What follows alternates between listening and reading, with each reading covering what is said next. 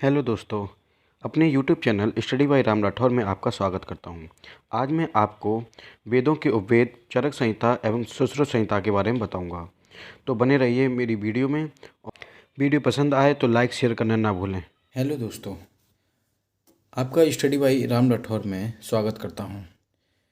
मैं आपके लिए प्रत्येक वेद के उपवेद लेके आया हूं। जैसे कि वेद 4 हैं, चारों वेदों के अपने अपने उपवेद हैं। जैसे कि यहाँ पर लिखा हुआ है कि ऋग्वेद के आयुर्वेद हैं। उपवेद की बात कर रहे हैं तो आयुर्वेद के ऋग्वेद के आयुर्वेद हैं, यजुर्वेद के धनुर्वेद हैं, सामवेद के गंधर्ववेद एवं अथर्ववेद के शिल्पवेद हैं। जो ऋग्वेद के हैं आयुर्वेद, उस सुश्रुत को आयुर्वेद से उत्पन्न मानते हैं। इसकी चर्चा हम आगे करते हैं। अब जैसे कि ऋग्वेद के बारे में बात करते हैं, सबसे पहला उपवेद है ऋग्वेद। तो उसके बारे में जब हम चर्चा करते हैं तो पता चलता है कि ऋग्वेद का उपवेद आयुर्वेद है। तो आयुर्वेद आयु तथा वेद से मिलकर बना है। आयुर्वेद आयुर तथा वेद से मिलकर बना हुआ है। यह विश्व की प्राचीनतम चिकित्सा प्रणाली में से एक है। यह विज्ञान, कला एवं दर्शन का मिश्रण है। आयुर्वेद नाम का अर्थ होता है जीवन से संबंधित ज्ञान। यहाँ से हमें पता चलता है कि आयुर्वेद के बारे में कि जीवन से संबंधित ज्ञान, इसका संबंध ऋग्वेद से है। और ऋग्वेद का उपवेद क्या है? आयुर्वेद है। आयुर्वेद भारतीय आयुर्विज्ञान है। आयुर्विज्ञान विज्ञान की वह शाखा है जिसका संबंध मानव शरीर को निरोग रखने, रोग हो जाने पर, रोग से मुक्त होने पर अथवा आयु बढ़ाने से होता है। यहाँ बात करते हैं धन्वंतरि देव जी की। तो धन्वंतरि देव आयुर्वेद के देवता हैं जो विष्णु के अवतार थे। किसके अवतार थे? भगवान विष्णु के अवतार थे। तो धन्वंतरि देव आयुर्वेद के देवता हैं जो विष्णु के अवतार थे। अब हम बात करते हैं सुश्रुत की। सुश्रुत कौन थे? इन्होंने किस चीज़ की स्थापना की है? इन्हें क्यों जाना जाता है? तो सुश्रुत ऋग्वेद में बहुत ज़्यादा मुख्य हैं। तो इनके बारे में जब चर्चा करते हैं, यह प्राचीन भारत के महान चिकित्सा शास्त्री हैं। यह प्राचीन भारत के महान चिकित्सा शास्त्री हैं जिन्हें शल्य चिकित्सा भी कहते हैं। वे आयुर्विज्ञान के या आयुर्वेद के महान ग्रंथ सुश्रुत संहिता के प्रेरता थे। किसके प्रेरता थे? सुश्रुत संहिता के प्रेरता थे। इन्हें शल्य चिकित्सा का जनक भी कहा जाता है। शल्य चिकित्सा मतलब प्लास्टिक सर्जरी, जो आज से लगभग 2500 साल पहले प्लास्टिक सर्जरी हुई थी। सुश्रुत संहिता में सुश्रुत को विश्वामित्र का पुत्र कहा गया है।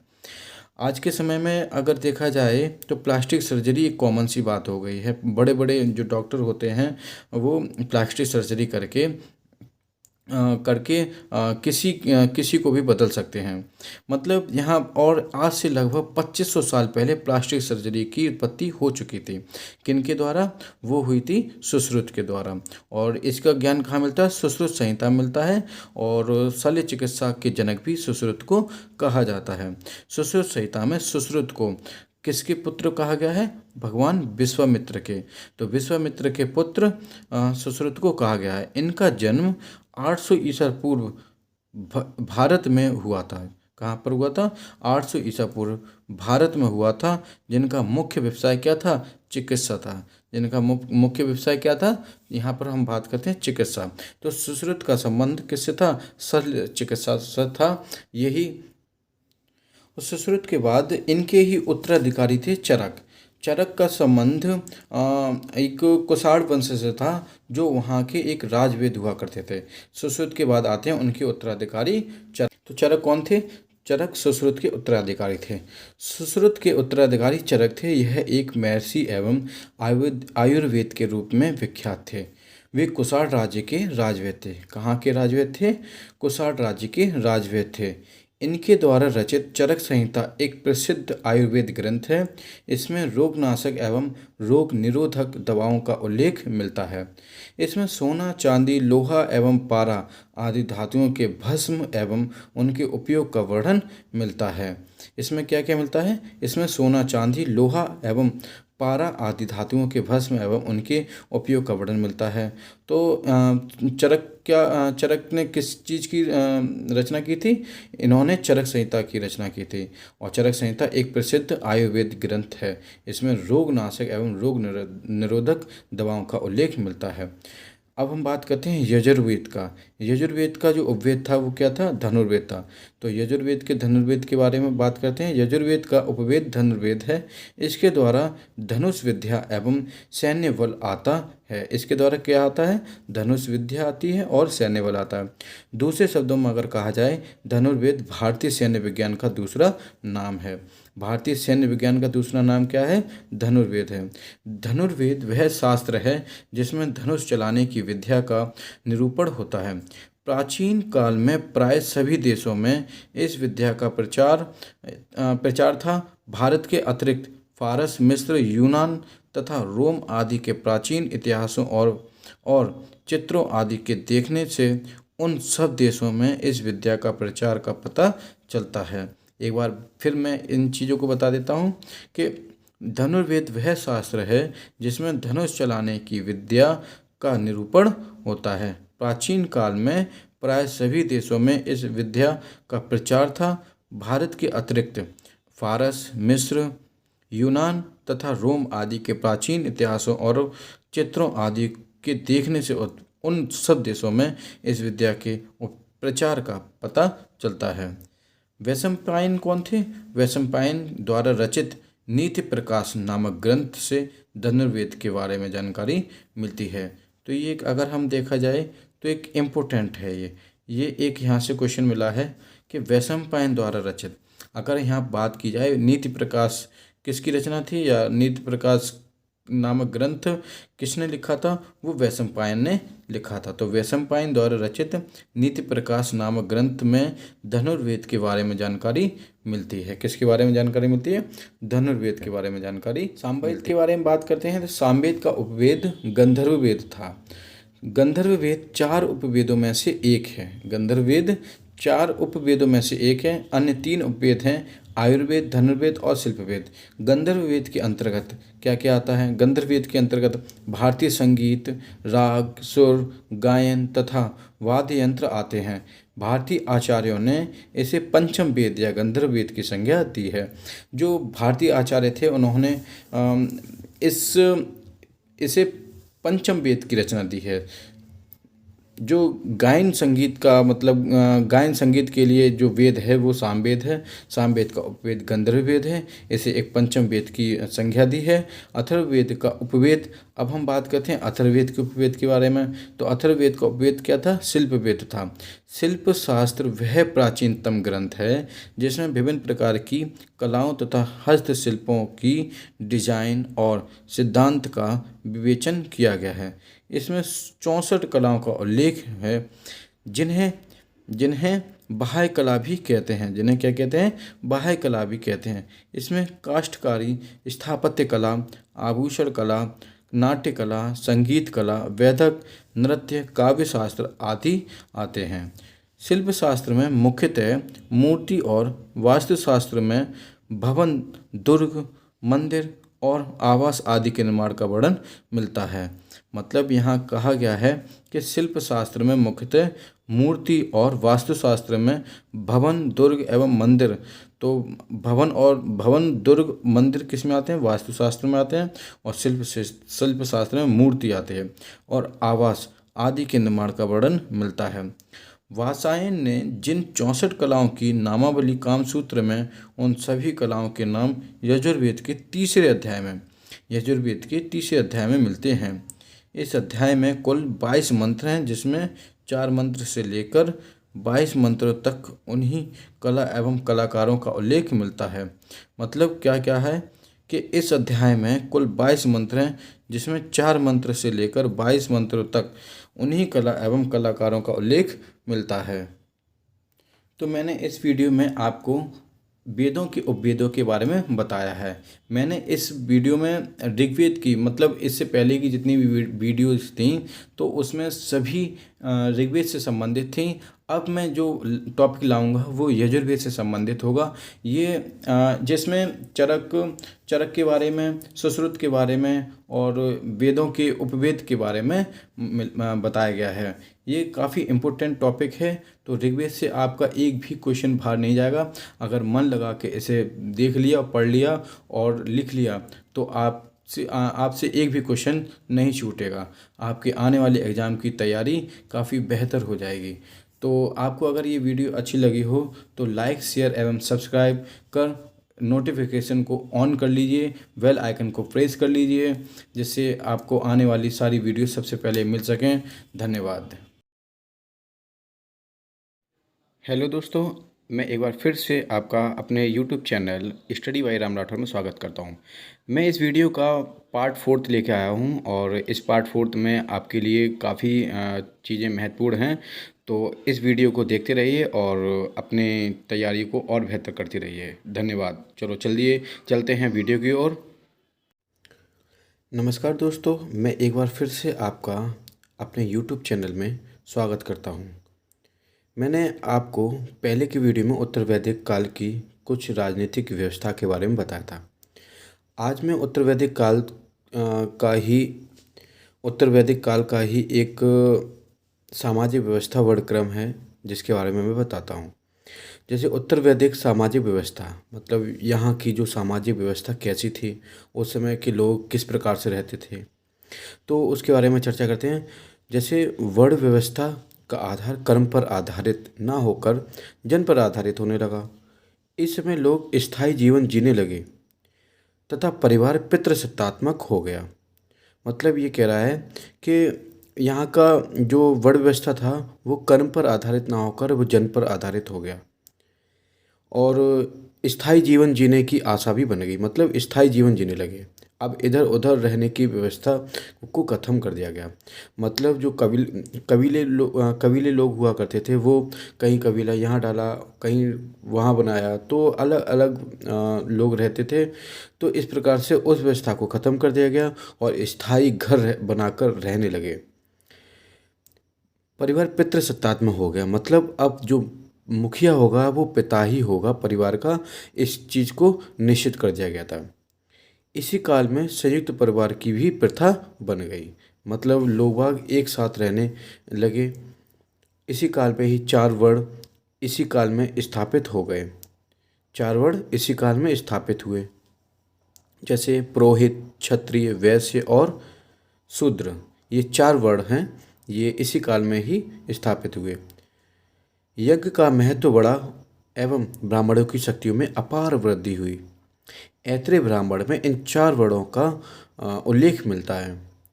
जो ऐत्रेय ब्राह्मण एक ग्रंथ है, उसमें इन चार वर्णों का जिक्र मिलता है। इस काल में चार आश्रम थे। ये इम्पोर्टेंट है, अक्सर एग्जाम में पूछे जाते हैं। इस काल में चार आश्रम थे। ब्रह्मचर्य, गृहस्थ, वानप्रस्थ एवं संन्यास की स्थापना हुई। इन चारों आश्रमों को महाजनपद काल में जोड़ा गया। इन्हीं चारों आश्रमों को महाजनपद काल में जोड़ा गया था। बहुत ज़्यादा इम्पोर्टेंट है, इसे याद करना भी है। जवालो उपनिषद में सर्वप्रथम इन चारों आश्रमों जैसे ब्रह्मचर्य, गृहस्थ, वानप्रस्थ, संन्यास का उल्लेख मिलता है। एक उपनिषद है जवालोपनिषद, उसमें इन चारों का उल्लेख मिलता है। स्त्रियों की स्थिति अच्छी नहीं थी। मतलब यहाँ तो कह सकते हैं कि जो सामाजिक व्यवस्था का मुख्य आधार था वो पितृसत्तात्मक था। जो परिवार का मुखिया था वो पितृसत्तात्मक था, लेकिन स्त्रियों की स्थिति थी वो अच्छी नहीं थी। उन्हें धन संबंधी तथा किसी भी प्रकार की राजनीतिक अधिकार प्राप्त नहीं थे। ना तो धन की उनको धन दिया जाता था और ना ही उनके लिए कोई राजनीतिक अधिकार के पट खोले हुए थे। किसी प्रकार से वो अधिकृत में नहीं थी। इसी काल में स्त्रियों को शिक्षा प्राप्ति का अधिकार प्राप्त नहीं था। मतलब स्त्रियों को भी शिक्षा से वंचित रखा जाता था। बाल विवाह नहीं होता था। बाल विवाह नहीं होता था। नियोग प्रथा के अंत जाति विवाह का प्रचलन था। मतलब नियोग प्रथा का अंत था और जाति प्रथा विवाह का प्रचलन था और स्त्रियों की स्थितियों में गिरावट आती गई। धीरे धीरे जो स्त्रियों की स्थिति थी वो नीचे गिरती गई। उसके बाद आता है आर्थिक स्थिति, कि वहाँ की जो आर्थिक स्थिति थी वो किस प्रकार की थी। उत्तर वैदिक काल की आर्थिक स्थिति। इस काल में मुख्य व्यवसाय कृषि बन गया तथा लोहे की खोज के साथ साथ स्थायी जीवन व्यापक हो गया था। इसी काल में गेहूं और धान मुख्य फसल बनी। मतलब इसी काल में गेहूं और धान मुख्य फसल बनी और मुख्य जो व्यवसाय था वो कृषि था। लोहे की खोज भी इसी काल में हुई, उत्तर वैदिक काल में। स्थायी जीवन व्यापक हो गया था। इसी काल में ही गेहूं और धान का मुख्य फसल के रूप में प्रचलन में आया। यजुर्वेद में धान को व्रीहि कहा गया, जौ को यव कहा गया, गेहूं को गोधूम की संज्ञा दी गई। उत्तर वैदिक काल में कपास का उल्लेख नहीं था तथा ऊन शब्द का उल्लेख हुआ था। उत्तर वैदिक काल में कपास तो नहीं था परंतु ऊन शब्द का उल्लेख हुआ। उत्तर वैदिक सभ्यता ग्रामीण ही थी। जो वहाँ की जो सभ्यता थी वो ग्रामीण सभ्यता थी। इसके अंत में नगरों का अभ्यास पाते गए। मतलब या कह सकते हैं जो इसके अंत में नगरों का अभ्यास होता गया। धीरे धीरे नगर बनते चले गए, आगे बढ़ते चले गए, वृद्धि होती गई। हस्तिनापुर और कौशाम्बी प्रारंभिक नगर बन गए। उत्तर वैदिक काल में जो बड़े नगर थे वो हस्तिनापुर और कौशाम्बी, ये प्रारंभिक नगर बन गए। उत्तर वैदिक काल में सिक्कों का प्रारंभ नहीं हुआ था। उत्तर वैदिक काल में सिक्कों का प्रारंभ नहीं हुआ था। सामान्य लेन देन था वो वस्तु विनिमय द्वारा होता था। किस प्रकार से होता था? वो सामान्य लेन देन था वस्तु विनिमय द्वारा हुआ करता था। मतलब एक बार और बताते हैं, उत्तर वैदिक काल में सिक्कों का प्रारंभ नहीं हुआ था, यहाँ कह सकते हैं सिक्कों का प्रचलन नहीं हुआ था। जो लेन देन हुआ करता था वो सामान्य लेन देन हुआ करता था, वस्तु विनिमय द्वारा होता था। यहाँ कह सकते हैं वस्तु विनिमय द्वारा होता था। निष्क, शतमान, पाद एवं कृष्ण माप की इकाइयाँ थीं। जो इकाइयाँ थी मतलब मापतोल था वो किस प्रकार से निष्क, शतमान, पाद एवं कृष्ण माप की इकाइयाँ बनी हुई थी। सर्वप्रथम अथर्ववेद में चांदी का उल्लेख मिलता है। सिर्फ एक ही वेद है जिसमें चांदी का उल्लेख मिलता है, वो है अथर्ववेद। लाल मृदभांड इस काल में सर्वाधिक प्रचलित थे। यहाँ कह सकते हैं लाल मृदभांड, मृदभांड, काले मृदभांड, भूरे मृदभांड, ये कभी उत्तर वैदिक काल में ही प्रचलित थे। उत्तर वैदिक धार्मिक स्थिति, वहाँ की धार्मिक स्थिति किस प्रकार की थी? जैसे इस काल में धर्म का स्वरूप बहुदेववादी तथा उद्देश्य भौतिक सुखों की प्राप्ति था। कह सकते हैं कि इस काल में धर्म का स्वरूप था बहुदेववादी था तथा उद्देश्य क्या? सुखों की प्राप्ति था। इसी काल में सबसे प्रमुख देवता प्रजापति, जो ब्राह्मण के नाम से जाने थे, ब्राह्मण थे ना, उन्हें प्रजापति कहा जाता था। विष्णु, रुद्र, शिव जी थे। एक बार और फिर बताते हैं, इस काल में धर्म का जो स्वरूप था बहुदेववादी था और इसका उद्देश्य था कि सुखों की प्राप्ति मिलना। इसी काल में सबसे प्रमुख देवता थे वो थे प्रजापति। ब्राह्मण को प्रजापति कहते थे, विष्णु, रुद्र, शिव को कहते थे। इस काल में सर्जन का देवता प्रजापति का सर्वोच्च स्थान था। मतलब यहाँ ये कहा गया है को जो सर्जन का देवता था ना वो प्रजापति को कहा जाता था, इनका मुख्य स्थान था। तथा पूषण सूंडों के देवता थे। पूषण, यहाँ एक शब्द आया है पूषण, जो किसके देवता थे? सूंडों के देवता थे। यज्ञ का महत्व बढ़ा एवं जटिल कर्मकांडों का समावेशन होने लगा। मतलब ये कह रहा है कि यज्ञ होने लगे, लोग यज्ञों पर विश्वास करने लगे तथा तमाम यज्ञ होने लगे, जटिल कर्मकांडों का समावेशन होने लगा। मतलब जो कर्मकांड थे वो धीरे धीरे बढ़ने लगे। शतपथ ब्राह्मण में मृत्यु की चर्चा मिलती है। किस ब्राह्मण में? शतपथ ब्राह्मण में मृत्यु की चर्चा मिलती है। सर्वप्रथम मोक्ष की चर्चा उपनिषद में मिलती है। मोक्ष की चर्चा। उपनिषद में वर्णन किया गया है मोक्ष की चर्चा के लिए। एवं पुनर्जन्म की अवधारणा सर्वप्रथम बृहदारण्य में मिलती है। ये मैं आपको सब आगे बताऊंगा। उपनिषद, बृहदारण्य, शतपथ ब्राह्मण, ये सभी गोपद ब्राह्मण, ये सभी क्या हैं आगे मिलने वाले, इनके एक एक ग्रंथ भी कह सकते हैं। इनके जो उत्तर वैदिक काल में या ऋग्वैदिक काल में जो इनका निर्माण हुआ है, उनमें इन सभी को की चर्चा मिलती है। जैसे शतपथ ब्राह्मण में मृत्यु की चर्चा मिलती है, मोक्ष की चर्चा उपनिषद में मिलती है, एवं पुनर्जन्म की अवधारणा बृहदारण्य में मिलती है। अब मैं ऐसे ही इन सब के बारे में आपको बताता हूँ। शतपथ ब्राह्मण, उपनिषद और बृहदारण्य, इन सब के बारे में मैं आपको आगे चर्चा करता हूँ। ये सब नेक्स्ट वीडियो में आपको मिलेंगे। अभी तक के लिए इतना, धन्यवाद। एक चीज़ और, जिन लोगों ने मेरा चैनल अभी तक लाइक और सब्सक्राइब नहीं किया है, so please like and subscribe कर लीजिए, जिससे मेरी सभी वीडियो आपको सबसे पहले मिल सके। इसके लिए आप मेरा नोटिफिकेशन ऑन भी कर लें।